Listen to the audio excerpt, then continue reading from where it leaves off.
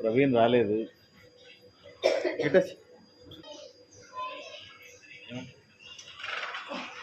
నిమజ్జనం ప్రాసెస్ ఎట్లా? బయటికి పోదామా, ఇక్కడ చేద్దామా అని క్వశ్చన్. బయటికి ట్యాంక్ బండ్ సైడ్ వెళ్దామా అని చెప్పేసి.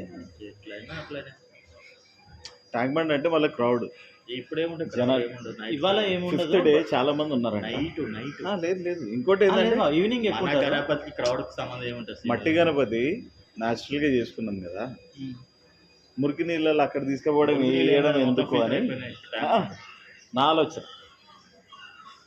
అక్కడ కాకుండా బయటికి కాకుండా ఇక్కడనే ఇంట్లోనే చేద్దామని. ఎట్లయినా అట్లనే ప్రతిసారి అయితే ఇక్కడ చేస్తున్నాం, ఇంట్లోనే కదా చేసేసాం. ఈసారి కూడా ప్రతిసారి ఇంట్లోనే చేస్తున్నాం.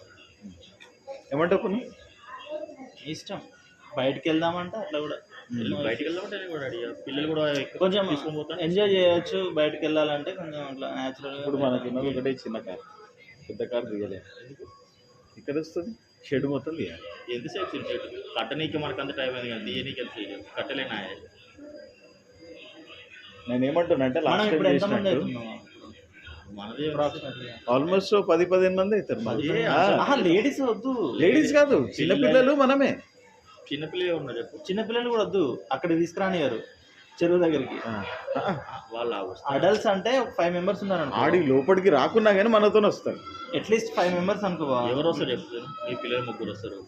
3 రారు, 2 వీళ్ళిద్దరు మనము. ఇక్కడనే 8 మంది దాకా అవుతున్నాం, 8-9 మంది దాకా అవుతున్నాం కదా. ఇప్పుడు ఏమంటారు, సరిపోదంటావా? కారు సరిపోదు. ఇంకోటి ఏంటంటే బయటికి పోవడం ఎందుకు, ఇక్కడనే నా ఎవ్రీ టైం చేసినట్టు నార్మల్గా.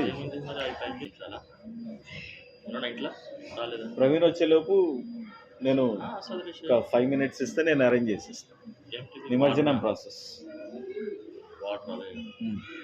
ఏమైనా సీన్ ఫస్ట్ కన్ఫర్మ్ పెట్టాలి. నీళ్ళు ఫస్ట్ పోయద్దు, ఒక్కొక్కరు చెంబు పోయాలి, లాస్ట్ కూడా నీళ్ళు ఎక్కువ పోయాలి. డ్రమ్ ట్యాంక్ లాగా నేను చేస్తాను. 5 minutes ఇస్తే నేను అరేంజ్ చేస్తాను. పూజే